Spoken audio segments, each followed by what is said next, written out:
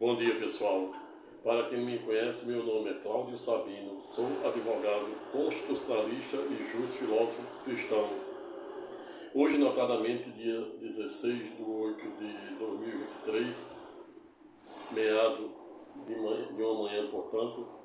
resolvi compartilhar com os senhores e senhoras, desde já dando as boas-vindas ao presente canal da cidadania, para refletirmos um pouco acerca do presente tema, abre aspas, porque você, às vezes, ganha determinada ação judicial e não leva o que fora literalmente estabelecido no bojo da respectiva sentença. Fecha aspas. Eis a questão, como dizia o grande dramaturgo, e por que não dizer um dos maiores poetas britânicos, qual seja William Shakespeare. Para quem certa feita não olvidara, por via reflexa, também dizer que entre o céu e a terra existe ano-luz mais coisa do que a nossa vã filosofia imagina. Mas ontem fiz um vídeo aula, ou seja, uma segunda alerta para os devedores e pessoas que têm algum tipo de financiamento de veículo ativo com alguma instituição bancária ou financeira, no sentido de alertar os mesmos para as duas decisões odiernamente atualmente tomadas, primeiramente pelo Supremo Tribunal Federal, quando julgara a ADI proposta pelo PT, ADI 5941, cujo objetivo do PT à época era que o Supremo Tribunal Federal declarasse inconstitucional o artigo 139, inciso 6 do CPC 2015 de Fux, e quando o Supremo Tribunal Federal, salvo o juízo em fevereiro do corrente ano, deliberar acerca dos contornos e alcances da respectiva ADI 5941, ao revés se declinara no sentido de declarar constitucional, repita-se, se declarar no sentido de declarar constitucional o artigo 139, inciso 6, do novo CPC de 2015, que desde então vinha permitindo os juízes, em sede das mais diversas execuções extrajudiciais e judiciais, aplicar medidas atípicas, bem como a suspensão de CNH, de passaporte e até mesmo o direito de participar em concurso público, dentre diversas outras medidas, bem como a inclusão do nome do devedor nos bancos de dados do Serasa, SPC, CAD, etc., Boa Vista, etc. E dia 9, ou seja, semana passada, o STJ também não olvidara, em sede da RESP 195-1888 do Rio Grande do Sul, quando os mesmos analisavam os contornos e alcance de uma ação de um banco RCC, salvo o melhor juízo, que questionava de como deveria ser feito a clássica notificação extrajudicial para notificar os devedores que assinam contratos de alienação fiduciária em mora, para em ato contínuo poder entrar com a classificação de busca e apreensão. E dia 9, ou seja, semana passada, de 9 de 8 de 2023, o STJ, no bojo da RESP 195-1888 do Rio Grande do Sul, na ocasião, se declinara no sentido de firmar a tese, por maioria de votos, para aceitar que as respectivas notificações extrajudiciais, que são feitas às vezes por cartório e às vezes diretamente pelos próprios advogados dos respectivos bancos, seja feita de acordo com a última lei de 2022, que alterou o decreto 911 de 69,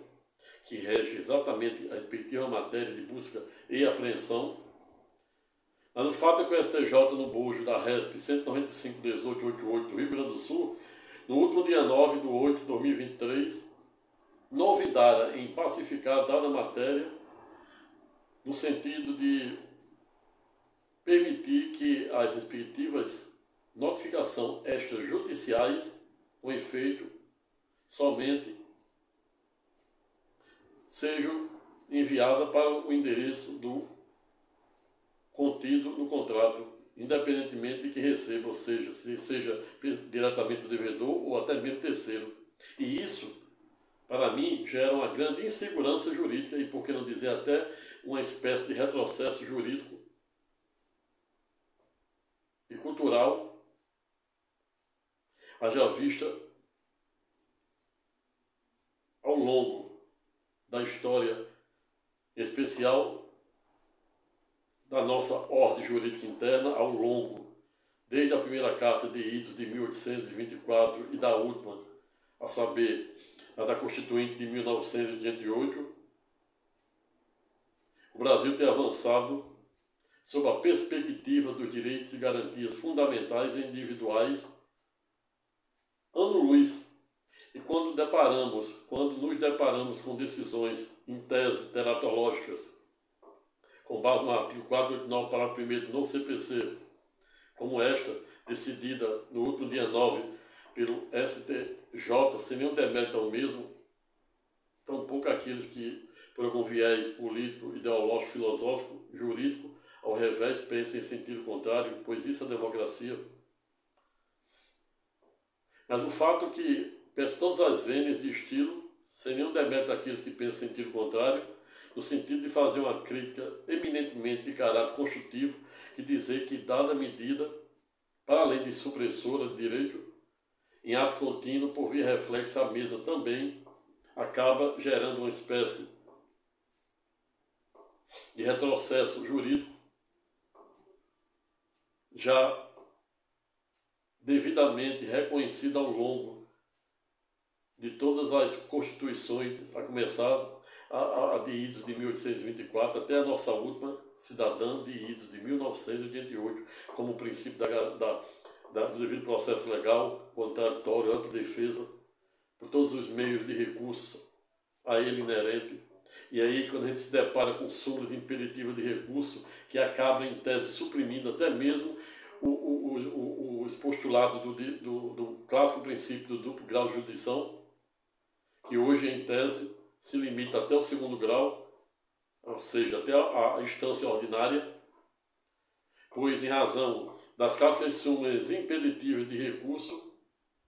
o elencado princípio e sagrado princípio, por que não dizer sensível princípio, do duplo grau de jurisdição, em tese, acaba sendo suprimido e reduzido seu alcance, quando hoje observamos que o duplo grau de jurisdição, em sua plenitude, em que pese somente, repito, somente se dá até o segundo grau. Pois, se você não conseguir, se o advogado não conseguir reformar ou revogar uma decisão no bojo da clássica apelação, seja ela civil ou criminal, assim como se ele não conseguir revogar ou modificar uma decisão interlocutória por meio do agravo do instrumento, todavia, fica muito difícil, doravante, rever dado direito, dado o fato de que, para além das diversas súmulas imperativas de recurso, inclusive uma das mais conhecidas, a saber, a súmula 7 do STJ, que diz que não pode mais se discutir fato nem provas nas instâncias extraordinárias ou de superposição. E sobre essa perspectiva, portanto, acaba gerando uma espécie de obstáculo epistemológico de acesso à justiça e, por via reflexa, violando diretamente os postulados do clássico princípio da inafastabilidade da jurisdição e do contraditório da ampla defesa por todos os meios de recurso a ele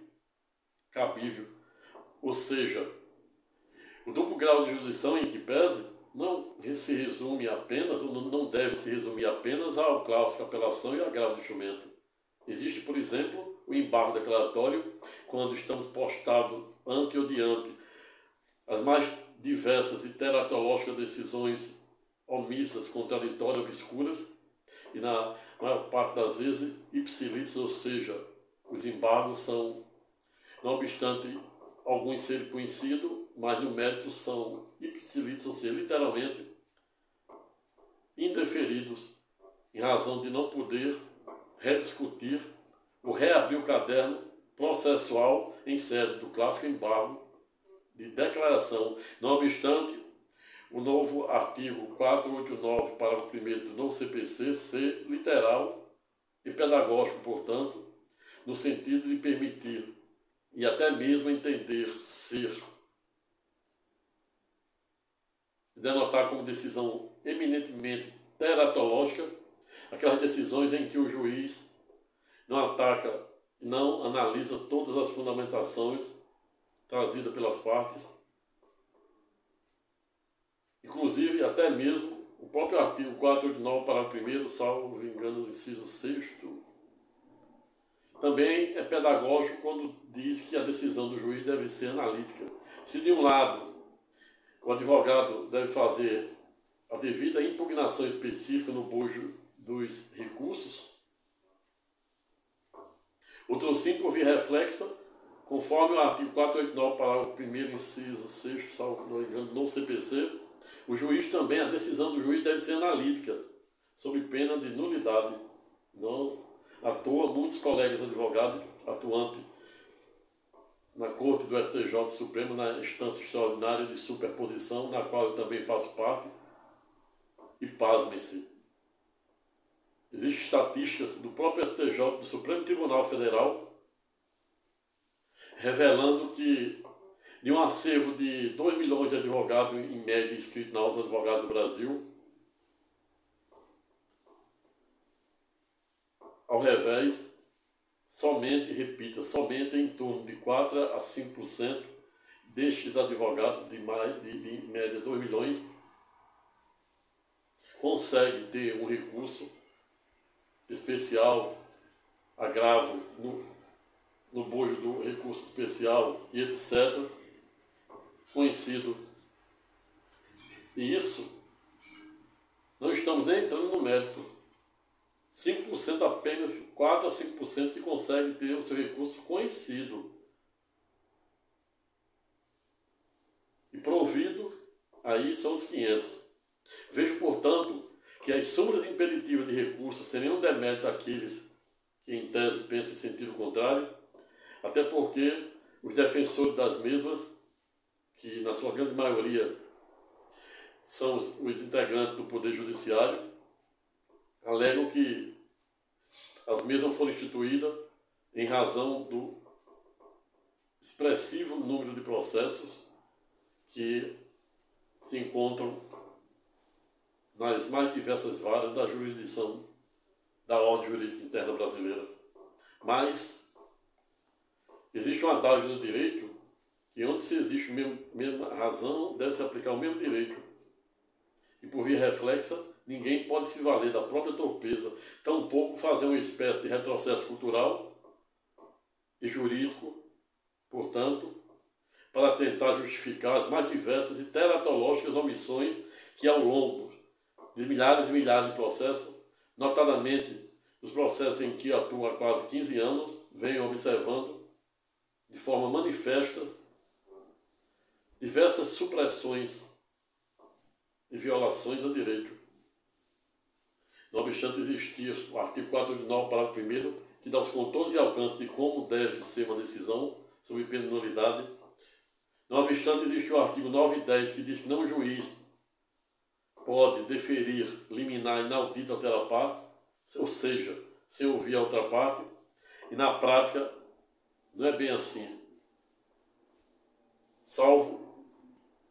muitos juízes que respeito, mas existe também um grande percentual de julgadores, se não demérito aos mesmos, que faz ipsilício, ou seja, vista grossa, diante de dado comando do artigo 9 e 10 do novo CPC, que assenta que nem um juiz da primeira até a última, até o último grau, ou seja, do primeiro grau até o Supremo Tribunal Federal, pode deferir nenhuma decisão inaudita pela parte, ainda que se trate de matéria eminentemente de direito e que ele possa agir de ofício. Mas na prática não é bem assim. Notadamente quando estão postados diante das clássicas liminares de busca e apreensão, que você compra um carro e por alguma razão de inadimplência acaba sendo surpreendido com a clássica ação de busca e apreensão, onde na maioria das vezes o banco executa a liminar, ou seja, apreende seu carro, e somente a partir de então é que abre-se o prazo para o devedor que já perdeu o carro contestação essas que em tese vem sendo ipsilícia ignorada pelos mais diversos motivos, em especial, pasmem-se, não obstante os deferimentos em massa da respectiva liminar de busca e apreensão, ato contínuo violando e julgando de morte os postulados do clássico artigo 9 e 10 do novo CPC, outro sim, por via reflexa,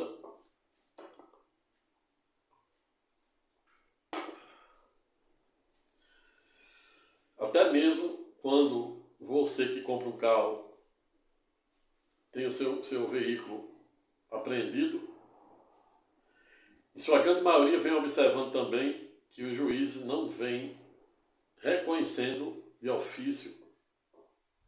o direito previsto no decreto 911, combinado com a lei 10.931 de 2004 e outra de 2022, que é exatamente o direito à devida prestação de contas. Não à toa, o STJ recentemente também já deliberaram acerca do plano de fundo de mérito da presente temática, no sentido de dizer que cabe ao banco promover a devida e realizar a devida prestação de contas, ou seja, você compra um carro, paga 30%, paga mais 30 parcelas de 60%, ou seja, 50%, 60% do veículo, o banco leva seu carro, mesmo que você conteste, na prática, eu venho observando que vem sendo ipsilício ignorado a prestação de conta. E isso gera um enriquecimento sem causa do banco em detrimento do consumidor. E deve ser rechaçado de ofício por todo juiz, com base no artigo 37, princípio da legalidade, da moralidade, da eficiência, princípio do devido processo legal, princípio de que ninguém pode se valer da própria torpeza, e etc. Dito isto, e feito essas breves considerações de estilo, notadamente em conexão com o vídeo que fiz ontem sobre as pessoas que têm dívidas e aquelas que têm contratos de financiamento bancário de veículo ativos, para terem muito cuidado, pois você pode ser surpreendido com sua CNH suspensa, passaporte suspenso e até mesmo o direito de participar de concurso público, simplesmente em razão das mais diversas execuções judiciais fundadas em títulos executivos extrajudiciais, que já falei no vídeo de ontem, e também em sede de cumprimento de sentença, quando você pode ser condenado a pagar a prestação de alimento, pode ser condenado a uma obrigação de fazer, de não fazer, uma obrigação de dano moral, uma obrigação de dano material, ação trabalhista, ação previdenciária e etc. O fato é que você também tem que, o seu advogado também tem que observar o artigo 835, a ordem cronológica do artigo 835, que o juiz primeiro deve procurar por dinheiro, depois título da dívida pública, se não tem, aí parte para títulos de valores imobiliários com cotações de mercado, aí se não encontra, aí vai para veículo, só em quarta posição, aí não encontra, vai para bens imóveis, em quinta posição, tem que obedecer essa ordem cronológica. Aí não encontra, vai para bens móveis, ressaltando que quando se trata de bens móveis inerente ao exercício da dignidade da pessoa humana, especial bem móveis que você utiliza para exercer e executar as suas atividades profissionais, não? Também são impenhoráveis, bem como 40 salários mínimos em poupança. O STJ, como disse no vídeo de ontem, também estendeu para quem tem até 40 salários mínimos depositados em conta corrente e demais aplicações, com base no princípio da dignidade da pessoa humana, que a pessoa tem que ter um mínimo para sobreviver. E aí, se não encontra bens móveis em geral, aí vai para bens semoventes, que são os animais, galinha, cavalo, guiné, carneiro, etc. Aí, se não encontra galinha, guiné, etc., aí vai atrás de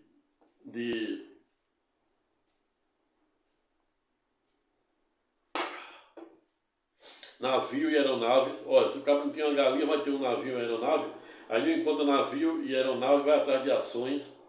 de sociedade empresarial, se você é um cotista de alguma empresa. E não encontra, aí vai em busca de percentuais de faturamento de alguma empresa, se você for sócio, pode também até 20%, 30% a jurisprudência permite, também com base no princípio da dignidade da pessoa humana. E não encontra, aí vai atrás de pedras e metais preciosos, e não encontra pedras e metais preciosos, aí vai atrás de direitos aquisitivos, que são exatamente aquele direito em que você compra um contrato de compra e venda, compra um imóvel, junto à Caixa Econômica ou demais bancos, o agente financeiro vinculado ao sistema da habitação, nacional de habitação, e você paga 50% e ainda deve 50%, você não, pode ser penhorado aquele valor, direito aquisitivo que você tem, 50%. Não obstante, até que você quite o respectivo contrato junto à Caixa ou demais banco, não pode levar a acha pública para expropriação do respectivo bem, mas já fica uma garantia em tese ali, e também desperta o devedor para que ele corra e tome providência para fazer um acordo com você. E aí, quando não encontra direitos aquisitivos, né, de algum eventual compra e venda de carro ou imóvel, aí pode ser qualquer outro direito que consiga, uma loteria, você ganhou na loteria, ganhou um prêmio, etc. E um fato muito importante, para finalizar para a gente temática relacionada notadamente ao vídeo de ontem, é que você, o juiz, ele só pode adotar medidas atípicas conforme decisão da ADI 5941 de autoria do PT, pela qual o Supremo Tribunal Federal disse ser constitucional o artigo 139, inciso 6º, do Código Civil de 2015, ele só pode tomar aquelas medidas atípicas de suspensão da CNH, do passaporte, e até mesmo proibir que você participe de concurso público depois que ele esgotar essas 12 hipóteses aqui previstas na cabeça do artigo 835. Não obstante, o parágrafo 1º do mesmo artigo 835 ser literal, no sentido de dizer que quando o juiz, né, observar existir alguma fraude, algum desvio de finalidade e até mesmo tentativa de fraude à execução, ele poder, em tese, alterar e até mesmo quebrar essa ordem cronológica e partir para uma medida mais extrema. Mas isso tem que ser feito com a devida ponderação, sob pena até mesmo do próprio julgador ser responsabilizado e até ser penalizado. E esta é a razão pela qual eu digo que o juiz só pode aplicar a medida típica em casos extremos.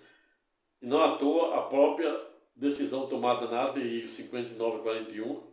pelo Supremo Tribunal Federal em fevereiro do corrente ano foi no sentido de dizer que o juiz tem que observar o caso concreto, observar toda essa ordem cronológica, observar se existe desvio de finalidade, se alguém tem que ser para poder o juiz decretar as medidas atípicas de suspensão de CNH, de passaporte ou até mesmo de participação de concurso público. Ele não, para além de ter que esgotar todo esse rol aqui, taxativo do artigo 835, que são 12 no mínimo, o trocínio por via reflexa não é suficiente ainda para ele poder decretar a suspensão da CNH, de passaporte e até mesmo o direito de você participar de concurso público. Pois, não obstante o Supremo Tribunal Federal ter dito ser inconstitucional, mas nem tudo que é constitucional é justo. E esta é a razão pela qual o próprio Supremo Tribunal estabeleceu balizas para orientar os juízes a não violar direito, a não abusar de direito, pois quem abusa de direito, conforme o artigo 189, comete ato ilícito. A cada direito violado gera uma pretensão esta que se extingue com a prescrição e a decadência, artigo 189 do Código Civil de 2002. O fato é que, para o juiz poder decretar a suspensão da CNH, passaporte, até mesmo o direito de você participar de concurso público, que para mim não existe direito mais sagrado, mais sensível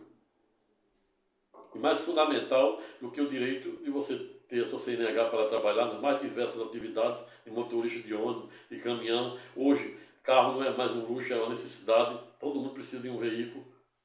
para se locomover. Como passaporte, viola diretamente o direito de ir e vir. E para além disso, se você já está desempregado, nenhuma decisão pode impedir que você consiga um emprego por meio da tentativa de passar no concurso público. Razão pela qual, com devido respeito ao Supremo Tribunal Federal, que Rui Barbosa, certa feita, disse ter a faculdade de errar por último, com todas as vênias, e sem nenhum demérito ao mesmo, digo que a decisão, para além de ser teratológica, ela suprime direitos sensíveis, como o direito de ir e vir, direito à dignidade da pessoa humana, direito, artigo 5º, inciso 13, exercício de toda e qualquer profissão, direito de você viajar, que é o direito de ir e vir, etc. Se isso não for direitos fundamentais, sensíveis, individuais, direito inerente à dignidade da pessoa humana, eu não sei o que é mais não. E essa é a razão pela qual, este que estávamos falando, que é um advogado constitucionalista, na acepção jurídica do termo do artigo 133 da Carta da República de Itos de 1988, digo que para o juiz decretar a suspensão de uma CNH, passaporte, até mesmo proibir você, devedor, de participar de eventual concurso público, para além de ele ter que esgotar esse rol do artigo 835, outro sim, ele tem que ter um grau de certeza de quase igual ao DNA de 99%, que você não paga porque você não quer. Você está desempregado, você está literalmente endividado. Agora, quais hipóteses que, em tese, eu entendo que o juiz pode suspender sua CNH, seu passaporte, até mesmo o direito, não obstante eu ser contra todas essas, mas, em última ratio, ou seja, em última hipótese, com base na decisão do Supremo Tribunal Federal, que tem que ser respeitada, fazendo uma ponderação à luz de nossa ordem jurídica interna, entendo que o juiz somente pode decretar uma eventual suspensão de CNH, passaporte, até mesmo proibir alguém de concurso público, mesmo eu sendo ipsilítico contra, com todas as vendas de estilo, aqueles que pensam em sentido diverso, mas o juiz somente pode decretar, dada a medida atípica, suspender a CNH, passaporte e direito de participar de concurso público, se ele observar que o devedor é quanto mais, ou seja, ele não paga, ele deve e não paga porque não quer. Ele vive ostentando em rede social, viajando, altos carros, em bar, restaurante, etc. Somente nessas, e muito comprovado, porque estamos a falar do direito, da dignidade da pessoa humana, do direito de ir e vir, estamos a falar do direito de conseguir um emprego, do exercício profissional, artigo 5º, norma de eficácia contida, que já foi objeto pelo Supremo Tribunal Federal, na ocasião em que analisaram a constitucionalidade ou não do exame de ordem, com base na Lei 8.906 de 94, que instituiu o Estatuto da Ordem dos Advogados do Brasil, que doravante veio exigir que todo bacharel, para exercer o seu humus público, ou seja, seu exercício de advogado, na acepção jurídica do artigo 131 a 135 da Carta da República de 1988, com efeito, deve-se preceder de aprovação no clássico exame de ordem, que hoje é feito em duas fases. Primeira fase, prova objetiva, e a segunda de prova subjetiva. Fora essas hipóteses extremas, conforme a própria decisão e orientação do Supremo, toda e qualquer decisão de juiz, de desembargador e até mesmo ministro de outros tribunais superiores que violar o princípio da dignidade da pessoa humana, direito de ir e vir, direito de exercício da profissão, será entendida como decisão teratológica e nula de pleno direito. Para além disso, pode até responsabilizar com base na lei de abuso de autoridade o julgador também, por desvio de finalidade, com base no artigo 37, parágrafo 4, improbidade administrativa, abuso de direito, abuso de autoridade e etc. E esta foi a razão pela qual o Parlamento Brasileiro bicameral, composto pelas duas casas, ao instituir a lei de combate ao crime, notadamente a lei de abuso da autoridade, colocara o clássico artigo 7º na respectiva lei de abuso da autoridade, no sentido de entender, de reconhecer como crime toda e qualquer violação a direito e prerrogativa de advogado. E esta é a razão pela qual convido os colegas advogados, futuros advogados, que são bacharéis e os alunos de direito, para reafirmar o comando do artigo 7 da Lei de Abuso de Autoridade, combinado com o artigo 131, 132, 133, 134 e 135, no caso dos advogados da AGU, e 134 e 135, no caso dos defensores públicos federais e estaduais, para diariamente nos vigiarmos, a fim de reafirmarmos diariamente, por meio das mais diversas atuações, em sede do devido processo legal, contraditório e da ampla e restrita defesa, para não deixar nenhum operador de direito, seja juiz, promotor, procuradores, sem nenhum demérito nenhum deles, a violar as nossas sagradas prerrogativas previstas no Estatuto da Ordem dos Advogados do Brasil e no artigo 133, no caso de advogado particular, 131, 132, advogado da AGU, 134, 135, defensor público federal e estadual, que coloca o advogado, no caso 131 a 133, como indispensável à administração da justiça, e 134, 135, 131 e 132, indispensável à própria jurisdição do Estado.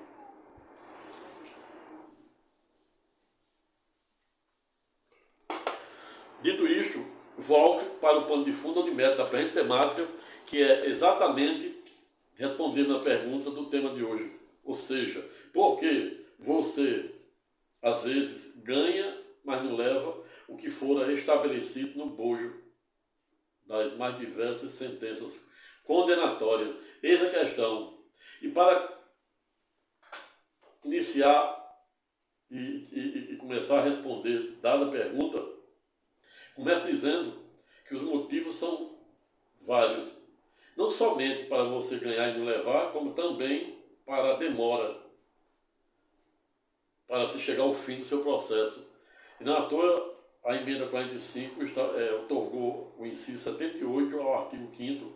que é exatamente o princípio da razoável duração do processo que for objeto de uma tese, de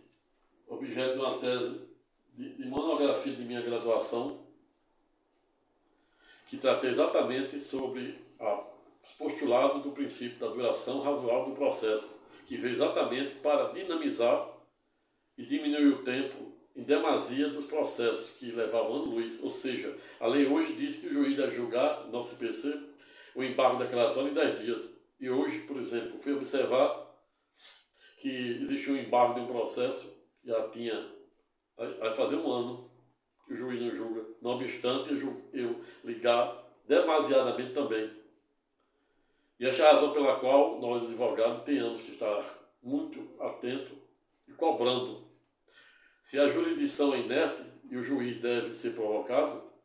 o advogado tem que ser ativista, exatamente porque a jurisdição é inerte. Mas o advogado tem que ser proativo,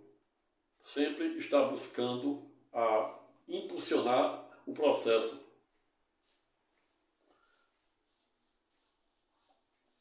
E as razões são infinitas para você ganhar e não levar. Primeiro, evitar evitando litigância de má-fé, lides temerárias, como eu venho observando ao longo do tempo, juízes indeferir ações sem resolução de meta em massa, por ser consideradas predatórias, litigância de má-fé, direito ruim, direito bom. Você tem um direito bom, eu, em quase 15 anos de advocacia, sempre faço um filtro, uma análise acerca de cada direito, a ponto de até mesmo de deixar de pegar muitas ações ao longo de minha carreira, por entender que o direito não era bom, e se eu entrasse com determinada ação, iria complicar mais ainda a vida do meu cliente, e por via reflexo ele também iria, para além de ser condenado a pagar honorário para outra parte, em determinadas situações extremas poderia também ser condenado a litigância de má-fé. Vejo, portanto, que as razões são infinitas para o processo demorar, você ganhar de levar. Um dos mais clássicos são, por exemplo, não obstante você ter uma decisão transitada julgada, mas tem que partir para a segunda fase da execução ou liquidação de sentença, o cumprimento de sentença. E aí vai as fases, né, de penhora, pela ordem cronológica do artigo 835, e se realmente o devedor não tem como pagar para desempregado, não tem nenhum patrimônio, porque na verdade quem responde e quem garante a execução, a executividade, entendeu? A concretização do crédito do credor é exatamente o patrimônio, na sua grande maioria, haja vista o salário, não obstante o STJ vir mitigando, relativizando, permitindo até mesmo penhorar salários de, em média, 20% a 30%, que não atente contra a dignidade da pessoa humana, mas muito limitado, muito restrito. E os motivos são vários, né? E essa é a razão pela qual, às vezes, é melhor um bom acordo do que uma decisão judicial. Até mesmo você abrir mão de parte do seu crédito para receber imediatamente. E também, se você observar que o devedor jamais vai ter condições de honrar. Então, se tiver a boa fé e a boa vontade de fazer um acordo, se não for um acordo heterodoxo, aceite. E Jesus orienta no sentido de dizer, já dizia para os seus discípulos, quando você tiver uma contenda com o seu irmão, procure se conciliar com ele, pois se sua demanda for para o tribunal, você poderá perder seu patrimônio, quiçá e até preso. Vejo que Jesus, se devemos nos espelhar na mente de Cristo, teremos que procurar evitar contestações, litigâncias de má-fé, lides temerárias. Quando eu disse, já deixei ao longo de minha carreira como advogado de pegar muitas ações, exatamente porque entendi que o direito era ruim, você ia ser condenado por litigância de má-fé e até pagar honorário para a outra parte, para o advogado da outra parte. Razão pela qual nunca fiz uma aventura jurídica, sempre analiso muito bem se o direito é bom ou ruim. E para além disso também, se você vai executar alguém, você tem que ver se aquela empresa, se aquela pessoa vai ter condições lá na frente de cumprir como dada a obrigação. Até porque no direito não existe nenhum direito absoluto e tudo prescreve. Até mesmo os processos que estão sob júdice, se houver omissão, quanto mais do credor, ele pode também ser atingido com uma prescrição intercorrente, que também será objeto de um vídeo-aula onde irei verticalizar dado instituto jurídico. Mas o fato é que muitas vezes você ganha, mas não leva exatamente por conta desses obstáculos epistemológicos. Falta de patrimônio, falta de condições do devedor e até mesmo, às vezes, falta de interesse do autor em se conciliar, fazer um acordo. Melhor um bom acordo do que uma decisão judicial. Existe as súmulas imperativas do recurso, que é bom para um lado, depende do lado que você está, isso é muito subjetivo. Você ganhou a ação, a súmula imperativa é boa para você, mas se você perdeu, ela é supressora, pois você tem o seu contraditório em ampla defesa limitado ao segundo grau, ou seja, instância ordinária. Pode manusear apelação civil criminal, pode manusear embargo, embargo, na maior parte das vezes, salvo se for um erro material, mais de 90% são indeferidos, ou agravo de instrumento para você reformar uma decisão interlocutória e revogar. Depois disso aí, você entra na instância extraordinária ou de superposição, recurso especial extraordinário, agravo do bojo do especial extraordinário, que ipsilite somente 4 a 5% dos advogados de 2 milhões inscritos nos advogados do Brasil consegue ter um recurso conhecido apenas, provido é outra coisa. E essa é a razão pela qual você deve pensar em fazer um acordo. Você deve pensar muito bem em contratar um advogado e procurar um advogado muito competente e probo, honesto, para não colocar você numa aventura jurídica. Tem juiz aí extinguindo em série 200, 300 ações consideradas predatórias, que muitas pessoas nem sabem que existiam aquelas ações. Então veja, portanto, que os motivos são infinitos. O advogado tem que ponderar antes de entrar com litigância de má-fé, para não colocar seu cliente numa situação difícil. Inclusive, até mesmo na Justiça do Trabalho, com a última reforma trabalhista, vem permitindo condenar o obreiro que antes não era condenado a pagar honorários para a empresa, para o advogado da empresa. Não obstante o Supremo Tribunal Federal ter declarado inconstitucional para aqueles que são beneficiados da justiça gratuita, mas os que não são, e até os que são, em tese, poderão ser, se for comprovado que eles têm condições dentro do lapso temporal de 5 anos. Não obstante o Supremo Tribunal Federal ter declarado inconstitucional dada execução. Mas se o obreiro não for beneficiário com as benesses da justiça gratuita, de imediato ele já poderá ser executado nos honorários do advogado da empresa. E essa é a razão pela qual você tem que pensar muito bem na hora de escolher um advogado sério, competente e honesto, para não lhe colocar numa aventura jurídica e você não ser surpreendido com um oficial de justiça na sua casa e até mesmo com a sua CNH, passaporte e o direito de participar de concurso público e ipsilite suspeito por eventual dívida na justiça, dívida e execução na justiça. Razão pela qual finalizo o presente estudo temático no sentido de dizer que na hora de você contratar um advogado, você tem que pesquisar muito bem para saber o tipo de profissional que você está contratando,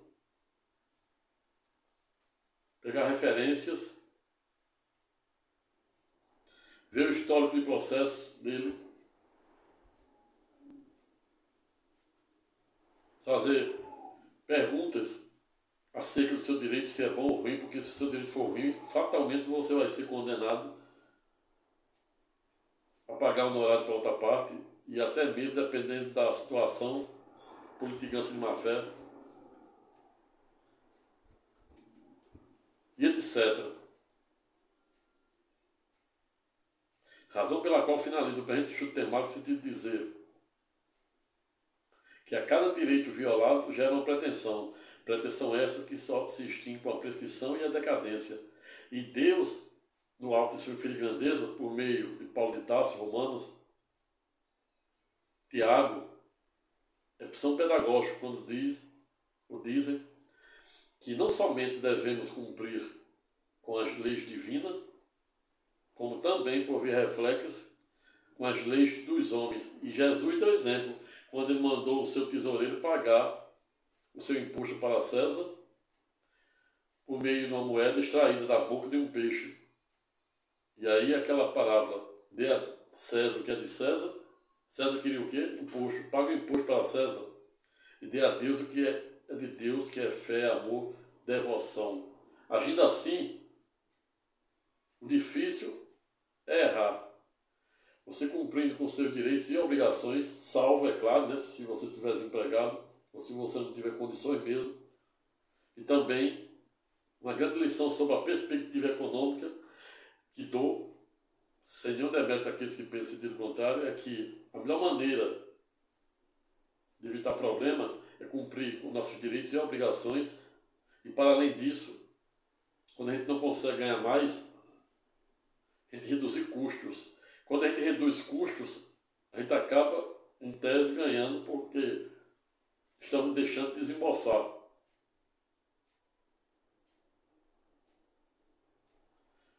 Jesus, quando pegara 5 pães e 2 peixes e multiplicara para alimentar 5.000 pessoas, na ocasião, não somente ensinara como multiplicar, como também que devemos economizar e guardar para termos amanhã.